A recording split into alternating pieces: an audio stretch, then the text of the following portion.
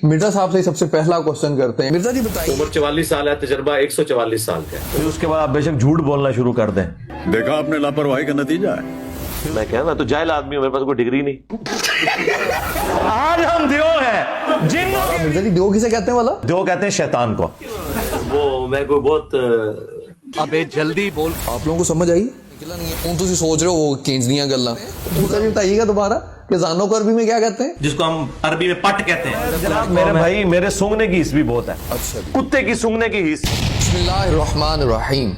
आज हम मिर्जा इंजीनियर के साथ रैपिड फायर लेके आपके पास मौजूद हैं और रैपिड फायर के अंदर मिर्जा को हम जानने की कोशिश करेंगे कि मिर्जा साहब असल में हैं क्या।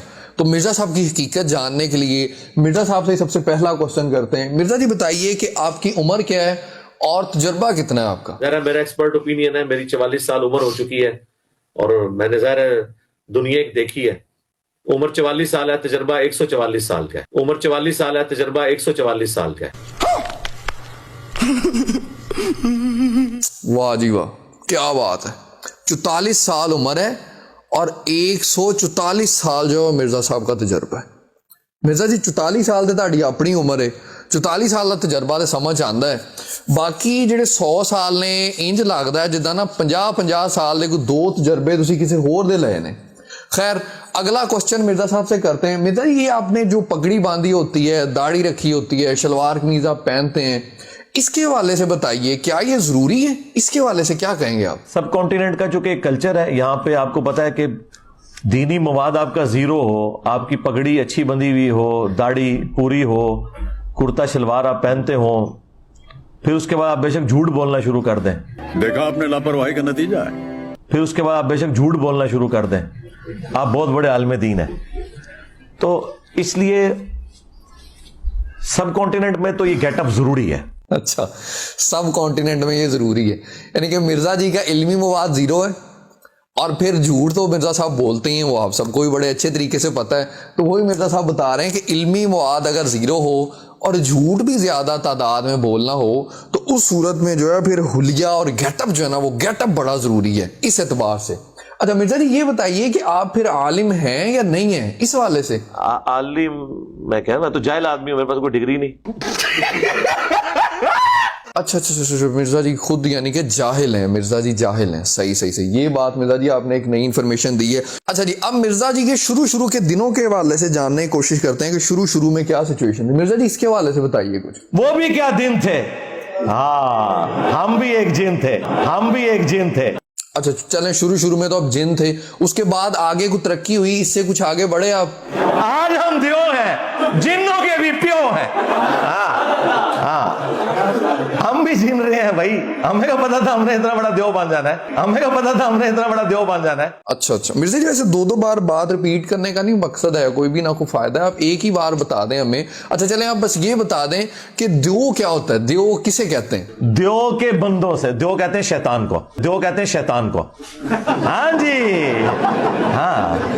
अच्छा, देव कहते हैं शैतान को, यानी कि मिर्जा जी पहले जिन थे फिर देव बने और दोबारा। मिर्जा जी देव किसे कहते हैं वाला? देव कहते हैं शैतान को। हाँ जी, हाँ जनाब ये आपके सामने है। अब हम आपको इसके अलावा मजीद जो है क्या कह सकते हैं? अच्छा इसी के साथ साथ मिर्जा जी एक बात आपसे मजीद हम जानना चाहेंगे कि घर का माहौल आपका कैसा है। मेन जो क्वेश्चन है हमारा वो ये है कि रोब किसके घर में, ये जरा बताइए। मेरी शादी को आज 16 साल ज्यादा हो चुके हैं।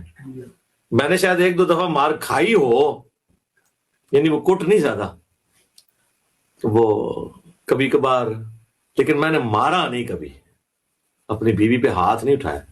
इसलिए नहीं कि वो मैं कोई बहुत अबे जल्दी बोल जो वो इस तरह का हूं। हालांकि मेरा तो बहुत ज्यादा रोब है अपनी बीवी पे भी, बच्चों पे भी, बहुत ज्यादा, आप सोच भी नहीं सकते।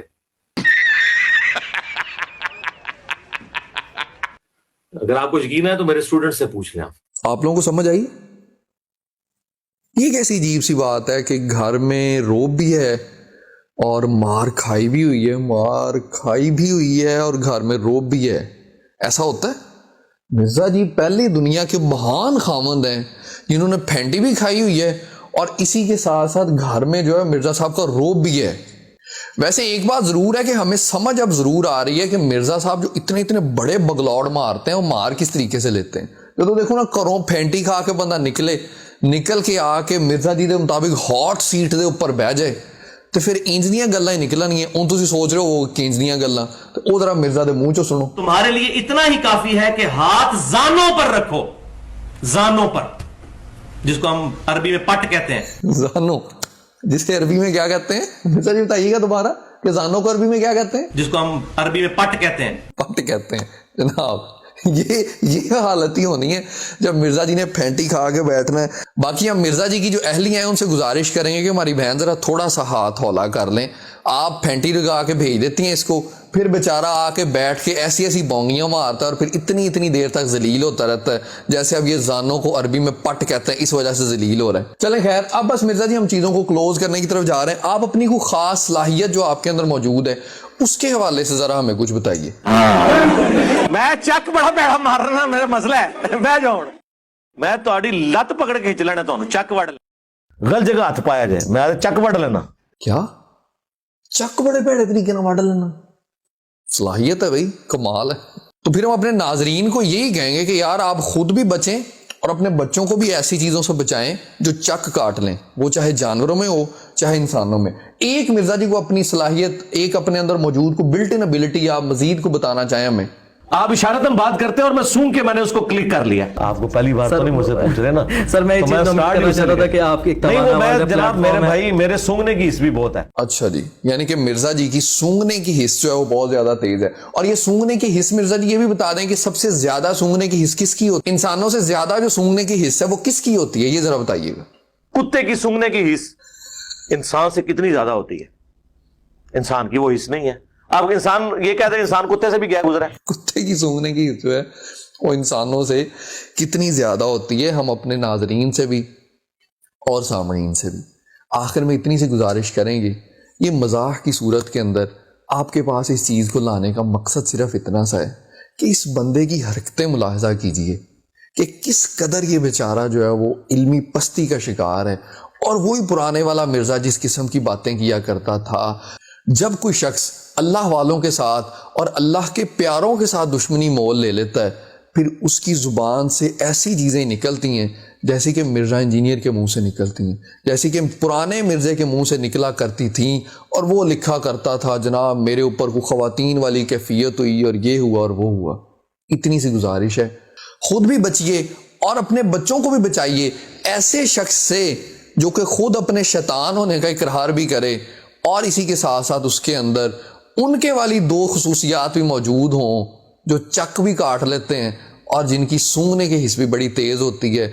और मिर्जा तो अपने मुंह से ये बात मान चुका है कि सूंघने की सलाहियत के एतबार से मिर्जा के अंदर उसके जितनी सूंघने की सलाहियत है जिसकी मिसाल अल्लाह पाक ने कुरान मजीद के अंदर उलमा सू की बयान की है। तो मिर्जा जी इसके हवाले से भी जरा कुछ बताइए। मनुष्य सूंघ के पता लग जाता है। हाँ, जो उसके सूंघने की सलाहियत है ना, जिसकी मिसाल अल्लाह ने उलमा सू की बयान की है कुरान में, उससे ज्यादा मेरी स्मेल है मौलवियों के बारे में। तो जनाब हम तो इतना ही कहेंगे, हमें है हुक्म अज़ां ला इलाहा इल्लल्लाह। और मिर्जा तेरे लिए एक बात, इसे कहते हैं आड़े हाथों लेना।